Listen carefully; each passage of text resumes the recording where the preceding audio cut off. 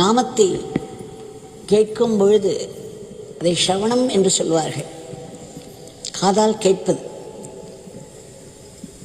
ஆனால் நாம சங்கீர்த்தனத்தில் என்ன செய்கிறோம்? நாம் வாயால் பாடுகிறோம், காதால் கேட்கிறோம். இரண்டும் ஒரே சமயத்தில் நிகழ்கிறது. அதனால் நாம சங்கீர்த்தனத்திற்கு அதிக பவர் உண்டு. அதேபோல் நாமத்தை நாம் சதா சொல்லிக்கொண்டே இருக்கிறோம், நாமத்தை எழுதவும் செய்கிறோம்.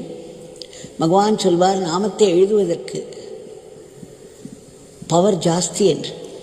ஏனென்றால் அதில் கண்கள் நாமத்தின் மேல் விழுகின்றன, காதுகள் நாம் வாயால் உச்சரித்து கொண்டே இருக்கிறோம், அதை நாம் காதால் கேட்டுக்கொண்டே எழுதுகிறோம்.